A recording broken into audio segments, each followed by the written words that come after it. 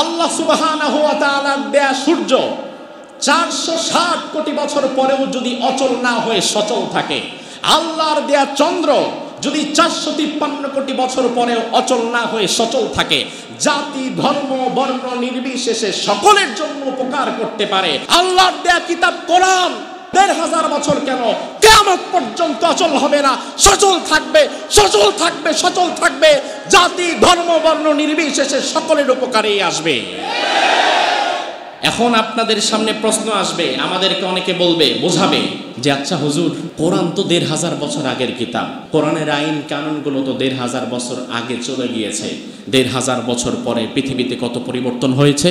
আপনি বলবেন জি হুজুর হয়েছে তো, ১,৫০০ বছরে পৃথিবী আধুনিক হয়েছে, পৃথিবীর কত নিয়ম কানুনের পরিবর্তন হয়েছে, কত মেডিসিন পরিবর্তন হয়েছে, বিজ্ঞানের কত ধারা উপধারা থিওরি পরিবর্তন হয়ে গেছে। তাহলে ১,৫০০ বছর আগের একটা পুরনো কিতাব দিয়ে বর্তমান আধুনিক যুগে কি মানুষ শান্তি পাবে নাকি? এটা প্রশ্ন আসে যে ১,৫০০ বছর আগের পুরনো কিতাব এটা দিয়ে কি আধুনিক যুগে চলে? বরং আমাদের তো আধুনিক যুগের জন্য আধুনিক কোনো নীতিমালা দরকার। প্রশ্ন এক। দ্বিতীয় প্রশ্ন আছে যে কোরআন তো একটি ধর্মীয় গ্রন্থ, বা মুসলমানদের এটা একটা গ্রন্থ। এখন কোরআন তো হিন্দুরা পড়ে না, কোরআন তো হিন্দুরা মানেও না, বা খ্রিস্টানরাও পড়বে না, মানবেও না, ইহুদিরাও পড়বে না, মানবেও না। এখন আপনারা যে বলেন কোরআন প্রতিষ্ঠা হলে নাকি সবার জন্য কল্যাণ হবে, সবাই শান্তি নিরাপত্তা পাবে, তাহলে এটা কিভাবে সম্ভব হবে? কোরআন ১,৫০০ বছর আগের কিতাব, এতে কোনো সন্দেহ নেই। আচ্ছা একটু লক্ষ্য করে দেখুন তো, যেই সূর্য আমাদের প্রতিদিন আলোকিত করছে, এই সূর্য কি ১,৫০০ বছর আগের না আরো আগের? আরো আগের না? যেই চাঁদ আমাদের রাত্রিবেলায় আলো দিচ্ছে, এই চাঁদ কি ১,৫০০ বছর আগের না আরো আগের? বিজ্ঞানের হিসাব অনুযায়ী সূর্যের বয়স ৪৬০ কোটি বছর। বিজ্ঞানীদের হিসাব অনুযায়ী, তারা যে হিসাব করছে এটা সঠিকও হতে পারে, ভুলও হতে পারে, আল্লাহু আলাম, আমরা জানি না। বিজ্ঞানীদের হিসাব অনুযায়ী সূর্যের বয়স ৪৬০ কোটি বছর। বিজ্ঞানীদের হিসাব অনুযায়ী চাঁদের বয়স, চন্দ্রের বয়স ৪৫৩ কোটি বছর। আমার ভাইরা ভালো করে বোঝেন, এই ৪৬০ কোটি বছর পরে সূর্য কি আজকে ঠিকঠাক মতো আলো দিতে পারে? চন্দ্র কি ঠিকঠাক মতো আলো দিতে পারে? অচল হয়ে গেছে নাকি সচল আছে? অচল না সচল?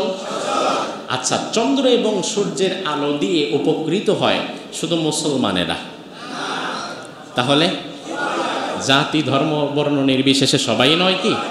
সবাই। তাহলে এই কথা তো দিবালোকের নাই স্পষ্ট।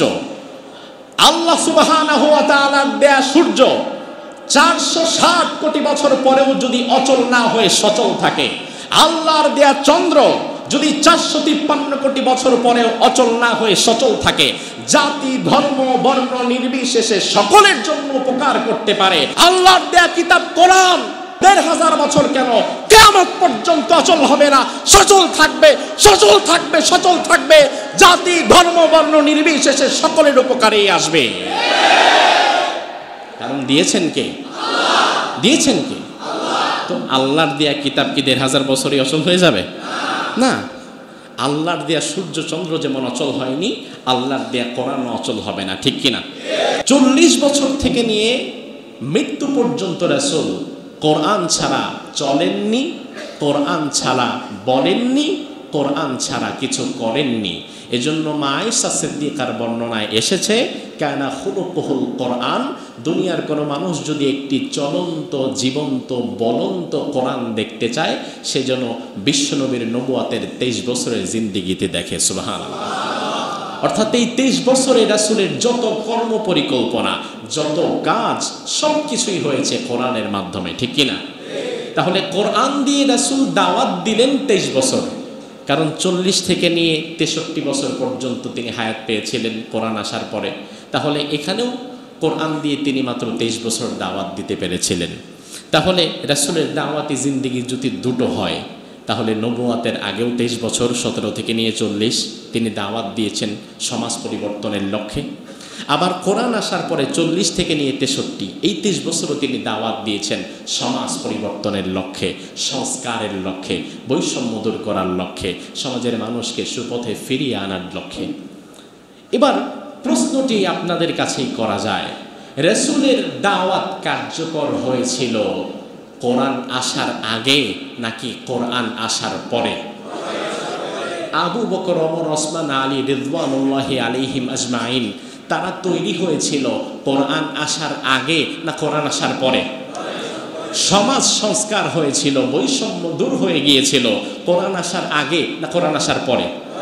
কিন্তু দাওয়াতের সময়টা যেটা পেয়েছেন এটা কি 2 না 1? অভিন্ন সময়, একই সময় পেয়েছিলেন। কোরআন আসার আগেও 23, কোরআন আসার পরেও 23। একই ব্যক্তি, আগে ছিলেন মুহাম্মদ ইবনে আবদুল্লাহ, পরে হয়ে গেলেন মুহাম্মদুর রাসূলুল্লাহ। মুহাম্মদ ইবনে আবদুল্লাহর দাওয়াত সফল হয়নি, কিন্তু মুহাম্মদুর রাসূলুল্লাহর দাওয়াত সফল হয়েছিল কোরআনের কারণে।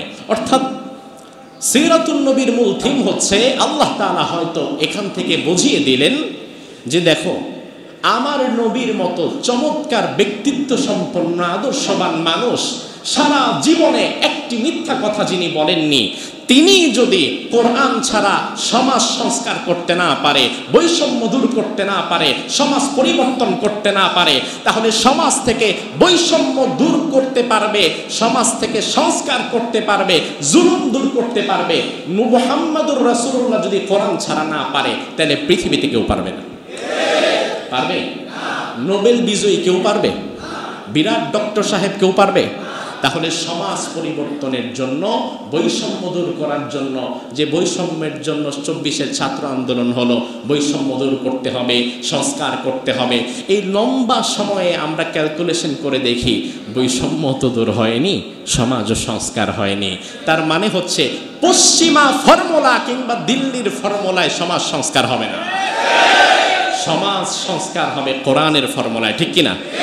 এজন্য আল্লাহ তাআলা বলছেন, হুয়াল্লাযী আরসালা রাসূলাহু বিল হুদা ওয়া দীনিল হক লিইয়ুযহিরাহু আলাদ দীনি কুল্লিহি ওয়ালাউ কারিহাল মুশরিকুন। অন্য আয়াতে বলছেন ওয়ালাউ কারিহাল কাফিরুন।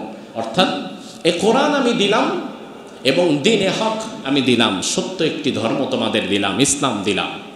এই দিয়ে আমি আমার রাসূলকে পৃথিবীতে প্রেরণ করলাম, যেন পৃথিবীর যত মতাদর্শ আছে, যত মতবাদ আছে, যত ইজম আছে, সব মতাদর্শ এবং মতবাদের উপরে রাসূল কোরআনকে, ইসলামকে বিজয়ী হিসাবে দাঁড় করিয়ে যেতে পারে। সুবহানাল্লাহ। এটা হচ্ছে রাসূলের দাওয়াতের মিশন এবং ভিশন। এজন্য রাসূল সাল্লাল্লাহু আলাইহি ওয়াসাল্লামের সামনে একদিন ওমর ফারুক রাদিয়াল্লাহু আনহু তিনি তাওরাত পড়ছিলেন, যে তাওরাত মুসা আলাইহিস সালামের উপর নাযিল হয়েছে। রাসূল সাল্লাল্লাহু আলাইহি ওয়াসাল্লাম বেশ কিছু সময় দৃশ্য দেখলেন, দেখে ওমরকে বললেন, ওমর, লাউ কানা মুসা হাইয়ান মা ওয়াসিআহু ইল্লা ইত্তিবাই। ওমর, তাওরাত পড়ছো, তবে এত পুলকিত হইও না, কারণ তাওরাত যে মুসার প্রতি নাজিল হয়েছে, ওই মুসা যদি আজকে বেঁচে থাকতো, তাহলে আমি মুহাম্মদকে অনুসরণ ব্যতীত দ্বিতীয় কোনো অপশন তার কাছে থাকতো না। তার মানে রাসূল বুঝিয়ে দিলেন, মুহাম্মদুর রাসূলুল্লাহর আগমনের পরে শরিয়াতে মুসা নবীর শরীয়ত বহাল নাই। মুহাম্মদুর রাসূলুল্লাহর আগমনের পরে মুসার শরীয়ত ব্যান্ড হয়ে গেছে। মুহাম্মদুর রাসূলুল্লাহর আগমনের পরে ঈসার শরীয়ত বাতিল হয়ে গিয়েছে। মুহাম্মদুর রাসূলুল্লাহর আগমনের পরে দুনিয়ার সব নবীর শরীয়ত তো উইথড্র হয়ে গেছে, অটোমেটিক্যালি বাদ হয়ে গিয়েছে। তাহলে মুহাম্মদুর রাসূলুল্লাহর রাজনীতি, অর্থনীতি, সমাজনীতি, পরিবার নীতি দেওয়ার পরে দুনিয়াতে কোনো নেতা নেত্রীর নতুন কোনো আদর্শ আর চলবে না, অটোমেটিক্যালি বাদ হয়ে গেছে। এরপরও যদি আপনি মনে করেন না রাসূলের আদর্শের চেয়ে উত্তম কোন আদর্শ আপনার কাছে আছে, তাহলে আল্লাহ বলেন, আফা হুকমাল জাহিলিয়াতি ইয়াবগুন, জাহিলি যুগের বিচার ব্যবস্থা এবং জাহিলি যুগের আইন ও কানুনের দিকে তোমরা ফিরে যেতে চাও। ওয়ামান আহসানু মিনাল্লাহি হুকমান লিকাউমি ইউকিনুন, অথচ আমি আল্লাহর চাইতে উত্তম বিচারক দুনিয়াতে, আকাশে, পৃথিবীতে কোথাও কি আর আছে? নাই। এজন্য সুপ্রিয় বন্ধুরা, সর্বোপরি কথা হচ্ছে, শেষ কথা, জমিন আল্লাহর। জমিন কার? জমিন যেহেতু আল্লাহর, আমরা কার?